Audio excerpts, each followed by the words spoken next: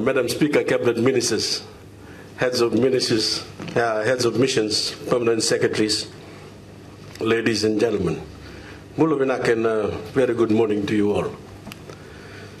I'm delighted to be with you this morning at the start of a momentous week in Fiji's relation with the world, a week in which the leaders of the two most populous nations on earth will be visiting our shores. Nothing is more symbolic to our nation's new status in the global community than for us to have the opportunity to host both the Indian Prime Minister and the Chinese President.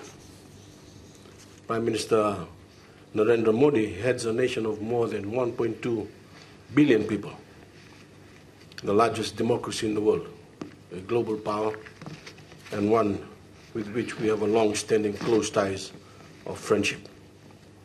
And President Xi, of course, Jinping rules a nation with a population of 1.3 billion people, a global superpower with whom we have in recent times further strengthened our friendship.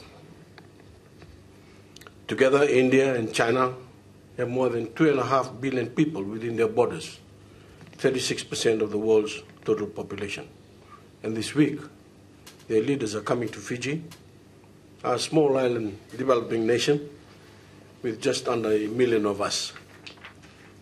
I can scarcely believe it myself, the opportunity for us not to only to welcome these leaders to Fiji and host the leaders of our island neighbors, further strengthening our regional position, but to showcase Fiji. And why are they coming? There's undoubtedly a strategic component to these visits. India and China, as emerging global powers, wanting to also have more of a presence in the Pacific.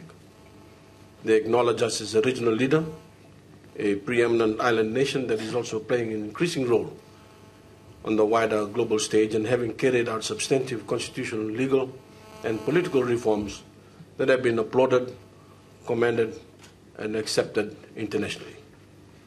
On the international front, we've led the group of 77 plus China, the biggest voting bloc at the United Nations. We played an important role in the UN system by chairing the General Assembly and heading the United Nations Development Program. We've led our Pacific neighbors into the important Asia-Pacific bloc at the UN and coordinated our collective effort to get the international community to address the threat posed to small island developing states by climate change. We've led the international sugar industry and focused attention on the needs of sugarcane growers around the world. And we've sent international peacekeepers into troubled parts of the world, such as the Golan Heights, and taken risks that others weren't prepared to take.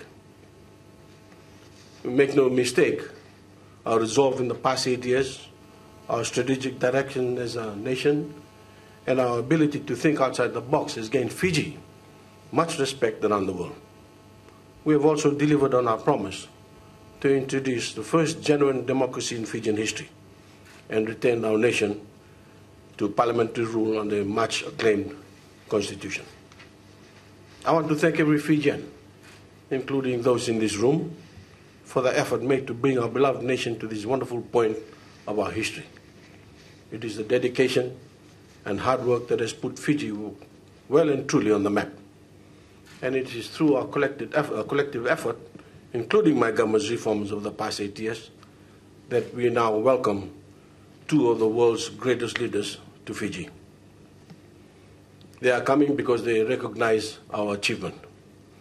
They are coming to assist us, our newly elected government, and they are coming to encourage us in our overall foreign policy objective of being friends to all and enemies to none. I will be telling them that there is room in the Pacific for everyone of goodwill, for everyone willing to assist our island nations to reach their full potential. And I will be telling them, just as I told the Fijian people before the election, that if we can work together, even greater days lie ahead. Without preempting our talks, I can tell you that the Prime Minister Modi recognizes the great historical link between India and Fiji and wants to help us develop our nation in a range of ways which we will discuss.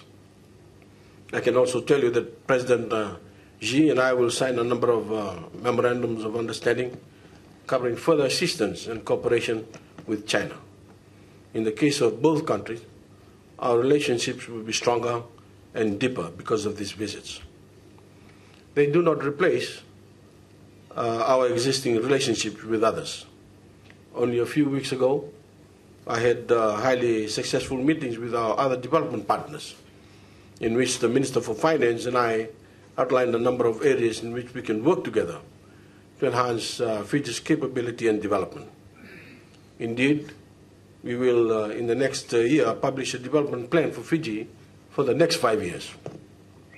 This development plan will not only set our agenda and focus in a transparent manner for the next 5 years, but will also assist our development partners to identify areas they can work with us on a sustained basis for the benefit of all Fijians.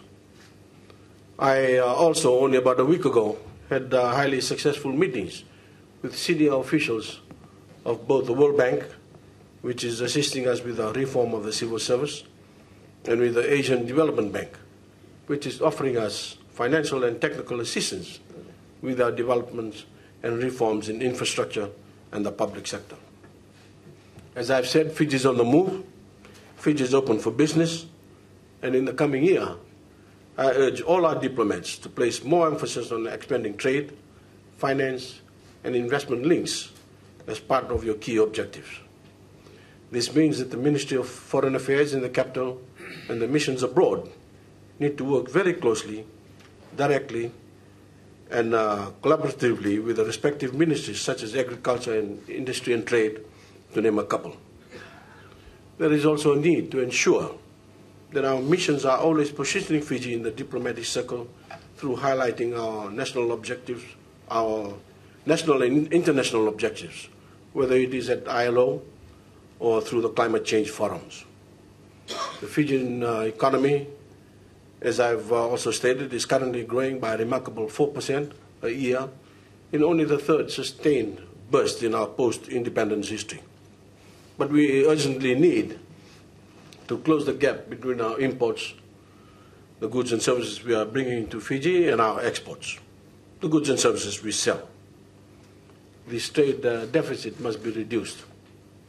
On the other hand, we must also continue to source better and competitively priced imports.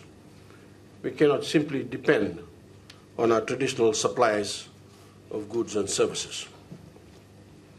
When a Fijian exporter and importer, for that matter, walks into one of our missions overseas, I urge you all to treat him or her as a VIP, because there is no doubt that these people are crucial to Fiji's economic well-being.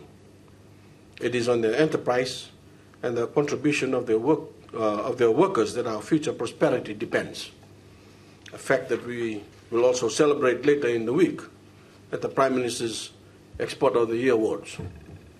I urge you to continue to find opportunities for Fiji, whether it is in collaborating with new development agencies or finding financing opportunities or establishing better relationship with multilateral agencies.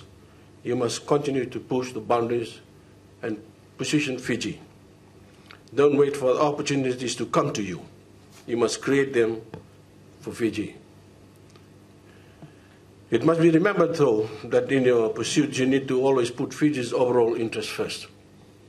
So even though an import of some cheap product may improve your KPI or tie you up with some multinational corporation, it may be detrimental to our local industry or bring in a new disease. You cannot pursue this. In the same way, you must draw a line between your willingness to entice investors to Fiji and giving them professional treatment, breaching accepted standards of transparency and anti-corruption. I see the theme of this consultation meeting is pushing boundaries in service delivery. This is precisely what I've been talking about. We need to do this so that we can better serve the Fijian people. I will personally be judging your ministry and every other ministry's success as much on this imperative as any other. The ministry can look back on a busy year, including yet another expansion of our global relationships. As you all know, we have opened a new mission in Geneva, which has already proved its worth. We now have 18 foreign missions and 2 consulate offices, so our global footprint is also expanding. Once again, we have also established formal diplomatic relations with a number of countries, and that process will continue. Because we don't intend to rest on our laurels and have further ambitions in the UN system and beyond, which will become apparent as time goes by. Ambassadors, High Commissioners, ladies and gentlemen, we enter the new year with a determination by this government to reform our civil service, to make it more efficient, more responsive to the needs of our people. This will include an assessment of performance and restructuring. All ministries are linked, and there is a need to ensure not only that civil servants are selected on merit in a transparent manner, but to ensure that all ministries are focused on collaboration to ensure that government's objectives are met. This is the ultimate goal. As has been shown, selection based on meritocracy results not only in improved efficiency, but also naturally results in diversity of staffers being chosen, reflecting gender and marginalized groups. We also cannot have incompetency or turf warfare between ministries, because this will be to the detriment of our country. I ask all members of the ministry to work with us to achieve the changes that are needed. Foreign affairs, like every ministry, can do better. It can be more representative of the broader Fijian community. It can work more holistically with the rest of government to achieve our broader objectives. And like the rest of the civil service, it can be more efficient and responsive as it carries out its duty to broaden and enrich Fiji's relationship with the world. Ambassadors and High Commissioners, ladies and gentlemen, I especially want to take this opportunity to thank the Minister for Foreign Affairs and the mission in Abu Dhabi for pushing boundaries in their effort to secure the release of our 45 soldiers in the Golan Heights back in September. It was an extremely challenging and worrying time for all of us, but you rose to the challenges as a ministry, we rose to the challenges as a nation, and more importantly, our brave men rose to the challenge in a way that inspired every Fijian. Because they kept their cool, because we kept our cool, we showed the world the quality of the Fijian spirit. And we are back doing what we do best, keeping the peace on behalf of the global community for those citizens in troubled parts of the world far from our island home.